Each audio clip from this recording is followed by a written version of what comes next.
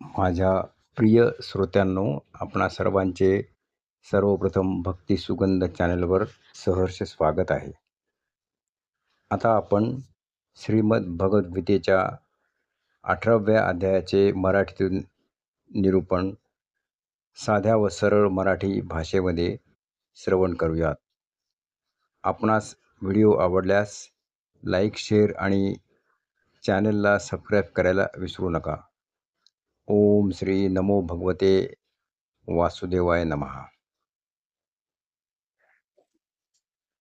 अर्जुन म्हणाला, हे महाबाहो, हे अंतर्यामी, हे वासुदेवा, मी संन्यास Arjun आणि त्याग could यांचे understand that तत्व he is वेगवेगळे greater जाणून than your इच्छितो. personal attachment. श्री भगवान म्हणाले, कित्येक पंडित काम्य कर्माच्या त्यागाला संन्यास मानतात, तर दुसरे काही विचारकुशल लोक सर्व कर्मांच्या फळाच्या त्यागाला Arjun त्याग म्हणतात. could understand that he is greater than your कित्येक personal विद्वान असे attachment. म्हणतात की सर्व कर्मे दोषयुक्त आहेत, म्हणून ती टाकणे योग्य होय. आणि दुसरे विद्वान असे म्हणतात की यज्ञ, दान आणि तपरूप कर्मे टाकणे योग्य नाही. हे पुरुष श्रेष्ठ अर्जुना, संन्यास आणि त्याग या दोहोंपैकी प्रथम त्यागाच्या बाबतीत माझा निर्णय ऐक. कारण त्याग सात्विक, राजस आणि तामस या भेदांमुळे 3 प्रकारचा सांगितला आहे. यज्ञ, दान आणि तपरूप कर्म टाकणे योग्य नाही, उलट ते अवश्य केले पाहिजे. कारण यज्ञ, दान व तप ही 3ही कर्मे बुद्धिमान माणसांना पवित्र करणारी आहेत.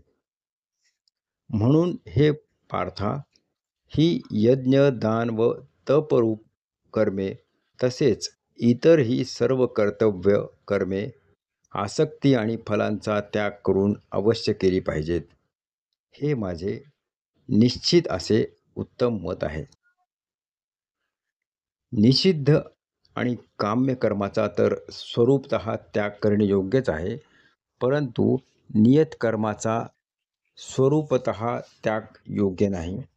म्हणून मोहाने त्याचा त्याग करणे याला तामस त्याग म्हटले आहे. जे काही कर्म आहे ते दुःखरूपच आहे असे समजून जर कोणी शारीरिक त्रासाच्या भीतीने कर्तव्य कर्मे सोडून देईल, तर त्याला असा राजस त्याग करून त्यागाचे फळ कोणत्याही प्रकारे मिळत नाही. हे अर्जुना, जे शास्त्रविहित कर्म करणे कर्तव्य आहे या भावनेने आसक्ती आणि फळाचा त्याग करून केले जाते, तोच सात्विक त्याग मानला गेला आहे. जो मनुष्य कुशल नसलेल्या कर्माचा द्वेष करत नाही आणि कुशल कर्मात आसक्त होत नाही, तो शुद्ध तत्त्वगुणी पुरुष, संशयरहित ज्ञानी व खरा त्यागी होय. कारण शरीरधारी कोणत्याही माणसाकडून पूर्णपणे सर्व कर्माचा त्याग केला जाणे शक्य नाही. म्हणून जो कर्मफळाचा त्यागी आहे तोच त्यागी आहे असे म्हटले जाते. कर्मफळाचा त्याग न करणाऱ्या मनुष्यांना कर्माचे बरे, वाईट व मिश्र असे 3 प्रकारचे फळ मेल्यानंतर जरूर मिळते, परंतु कर्मफळाचा त्याग करणाऱ्या मनुष्यांना कर्माचे फळ कधीही मिळत नाही. हे महाबाहो, सर्व कर्मांच्या सिद्धीची ही 5 कारणे कर्मांचा शेवट करण्याचा उपाय सांगणाऱ्या सांख्यशास्त्रात सांगितली गेली आहेत. ती तू माझ्याकडून नीट समजून घे. कर्म पूर्ण होण्यासाठी अधिष्ठान, कर्ता, निरनिराळ्या प्रकारची करणे, अनेक प्रकारचे वेगवेगळ्या क्रिया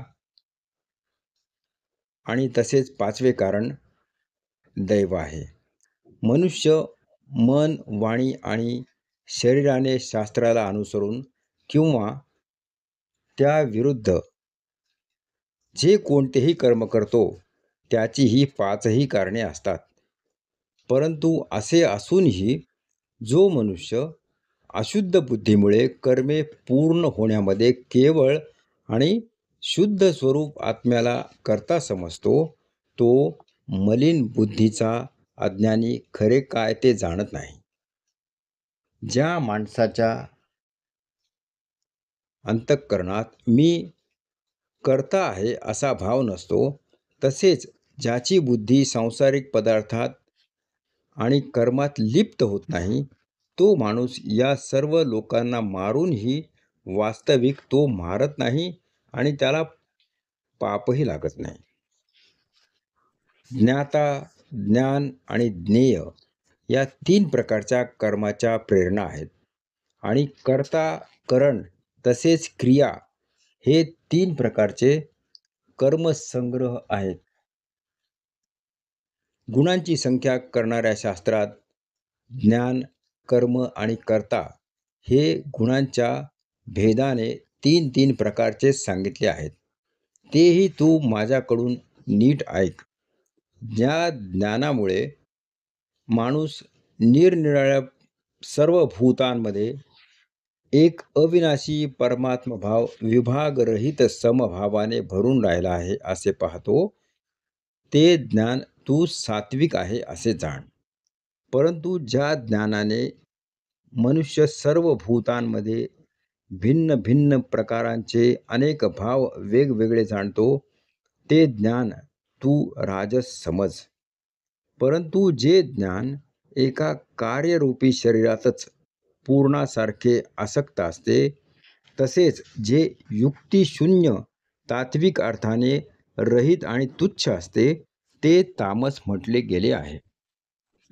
जे कर्म शास्त्रविधीने नेमून दिलेले असून कर्तेपणाचा अभिमान न बाळगता फळाची इच्छा न करणाऱ्या माणसाने राग व द्वेष सोडून केलेले असते, ते सात्विक म्हटले जाते. परंतु जे कर्म अतिशय परिश्रमपूर्वक तसेच भोगांची इच्छा करणाऱ्या किंवा अहंकार बाळगणाऱ्या माणसाकडून केले जाते, ते राजस म्हटले गेले आहे. जे कर्म परिणाम, हानी, हिंसा आणि सामर्थ्य यांचा विचार न करता केवळ अज्ञानाने केले जाते, ते तामस होते. जो करता आसक्ती न बाळगणारा, मी माझे न म्हणणारा, धैर्य व उत्साहाने युक्त कार्य सिद्ध होवो न होवो त्याविषयी हर्ष शोकादी विकारांनी रहित असलेला, तो सात्विक म्हटला जातो. जो करता आसक्ती असलेला, कर्मांच्या फळाची इच्छा बाळगणारा, लोभी, इतरांना पीडा करण्याचा स्वभाव असलेला, अशुद्ध आचरणाचा आणि हर्ष शोकांनी युक्त असतो, तो राजस म्हटला जातो. जो करता अयुक्त, अशिक्षित, घमेंडखोर, धूर्त, दुसऱ्यांची जीवनवृत्ती नाहीशी करणारा, शोक करणारा, आळशी आणि दीर्घसूत्री असतो, तो तामस म्हटला जातो. हे धनंजया, आता बुद्धीचे व धृतीचेही गुणानुसार 3 प्रकारचे भेद माझ्याकडून पूर्णपणे विभागपूर्वक सांगितले जात आहेत, ते तू ऐक. हे पार्था, जी बुद्धी प्रवृत्ती मार्ग व निवृत्ती मार्ग, कर्तव्य आणि अकर्तव्य, भय आणि अभय, तसेच बंधन आणि मोक्ष यथार्थपणे जाणते, ती सात्विक बुद्धी होय. हे पार्था, मनुष्य ज्या बुद्धीमुळे धर्म आणि अधर्म तसेच कर्तव्य आणि अकर्तव्य यथायोग्य रीतीने जाणत नाही, ती बुद्धी राजसी होय. हे अर्जुना, तमोगुणाने व्यापलेली जी बुद्धी अधर्मालाही हा अधर्म आहे असे मानते, तसेच याच रीतीने इतर सर्व पदार्थांनाही विपरीत मानते, ती बुद्धी तामसी होय.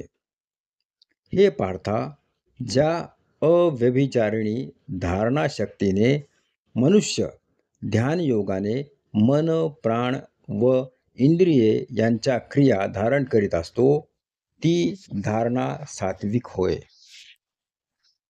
परंतु हे कुंतीपुत्र अर्जुना, फळाची इच्छा असलेला मनुष्य अति आसक्तीने ज्या धारणाशक्तीने धर्म, अर्थ व काम यांना धारणा करतो, ती धारणा राजसी होय.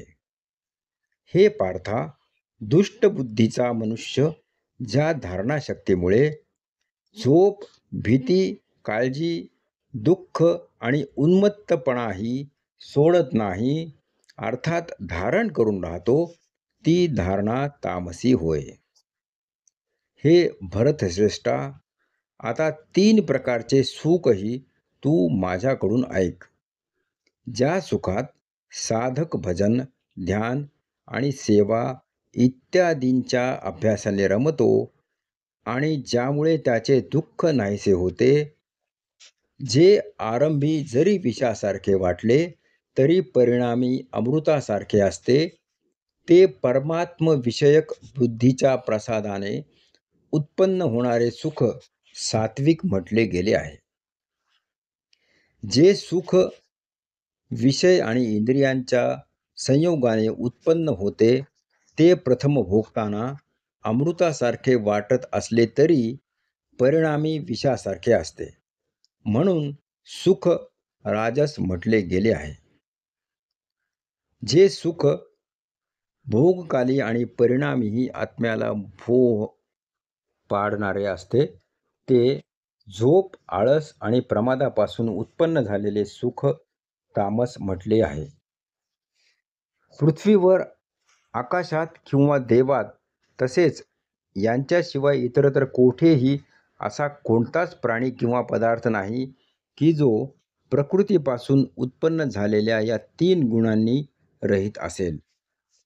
हे परंतपा, ब्राह्मण, क्षत्रिय, वैश्य आणि शूद्र यांची कर्मे स्वभावतः उत्पन्न झालेल्या गुणांमुळे निरनिराळी केली गेली आहेत. अंतःकरणाचा निग्रह, इंद्रियांवर ताबा ठेवणे, धर्मासाठी कष्ट सहन करणे, अंतर्बाह्य शुद्ध राहणे, दुसऱ्यांच्या अपराधांना क्षमा करणे, मन, इंद्रिये व शरीर सरळ राखणे, वेदशास्त्र, ईश्वर व परलोक इत्यादींवर विश्वास ठेवणे, वेदशास्त्रांचे अध्ययन अध्यापन करणे आणि परमात्मतत्वाचा अनुभव घेणे, ही सर्वच्या सर्व ब्राह्मणाची स्वाभाविक कर्मे आहेत. शौर्य, तेज, धैर्य, चातुर्य, युद्धातून पलायन न करणे, दान देणे आणि स्वामीभाव ही सर्वच्या सर्वच क्षत्रियाची स्वाभाविक कर्मे आहेत. शेती, गोपालन आणि क्रय-विक्रय रूप सत्य व्यवहार ही वैश्याची स्वाभाविक कर्मे आहेत. तसेच सर्व वर्णांची सेवा करणे हे शूद्राचेही स्वाभाविक कर्म आहे. आपापल्या स्वाभाविक कर्मात तत्पर असलेल्या मनुष्यास भगवत प्राप्तिरूप परमसिद्धीचा लाभ होतो. आपल्या स्वाभाविक कर्मात रहित असलेला मनुष्य ज्या रीतीने कर्म करून परमसिद्धीला प्राप्त होतो, ती रीत तू ऐक. ज्या परमेश्वरापासून सर्व प्राण्यांची उत्पत्ती झाली आहे आणि ज्याने हे सर्व जग व्यापले आहे, त्या परमेश्वराची आपल्या स्वाभाविक कर्मांनी पूजा करून मनुष्य परमसिद्धी मिळवतो. उत्तम प्रकारे आचरलेल्या दुसऱ्याच्या धर्मापेक्षा वैगुण्य असलेलाही आपला धर्म श्रेष्ठ आहे, कारण स्वभावाने नेमून दिलेली स्वधर्मरूप कर्म करणाऱ्या माणसाला पाप लागत नाही. म्हणूनच हे कुंतीपुत्रा, सदोष असले तरीही स्वाभाविक कर्म सोडून देऊ नये, कारण धुराने जसा अग्नी, तशी सर्व कामे कोणत्या ना कोणत्या दोषाने युक्त असतात. सर्वत्र आसक्तिरहित बुद्धी असलेला निस्पृह आणि अंतःकरण जिंकलेला मनुष्य सांख्ययोगाने त्या श्रेष्ठ नैष्कर्म्य सिद्धीला प्राप्त होतो. हे कुंतीपुत्रा, जी ज्ञानयोगाची अंतिम स्थिती आहे, त्या नैष्कर्म्य सिद्धीला ज्या रीतीने प्राप्त होऊन मनुष्य ब्रह्माला प्राप्त होतो, ती रीत थोडक्यात तू माझ्याकडून ऐकून घे. विशुद्ध बुद्धीने युक्त हलके सात्विक आणि नियमित भोजन घेणारा, शब्दादी विषयांचा त्याग करून एकांतात शुद्ध ठिकाणी राहणारा, सात्विक धारणाशक्तीने अंतःकरण व इंद्रियावर संयम ठेवून मन, वाणी आणि शरीर ताब्यात ठेवणारा, राग द्वेष पूर्णपणे नाहीसे करून चांगल्या प्रकारे दृढ वैराग्याचा आश्रय घेणारा, अहंकार, बळ, घमेंड, कामना, राग, संग्रहवृत्ती यांचा त्याग करून नेहमी ध्यान योगात तत्पर असणारा, ममतारहित व शांतियुक्त असा पुरुष सच्चिदानंद घन ब्रह्मामध्ये एकरूप होऊन राहण्यास पात्र होतो. मग तो सच्चिदानंद घन ब्रह्मात तद्रूप झालेला प्रसन्न चित्ताचा योगी कशाबद्दलही शोक करीत नाही आणि कशाचीही इच्छा करीत नाही, असा सर्व प्राण्यांच्या ठिकाणी समभाव बाळगणारा योगी माझ्या पराभक्तीला प्राप्त होतो. त्या पराभक्तीच्या योगाने तो मज परमात्म्याला मी जो आणि जसा आहे अगदी बरोबर तसाच तत्वतः जाणतो. तसेच त्या भक्तीने मला तत्वतः जाणून त्याच वेळी माझ्यात प्रविष्ट होतो. माझ्या आश्रयाने राहणारा कर्मयोगी सर्व कामे नेहमी करीत असला तरी माझ्या कृपेने सनातन अविनाशी परमपदाला प्राप्त होतो.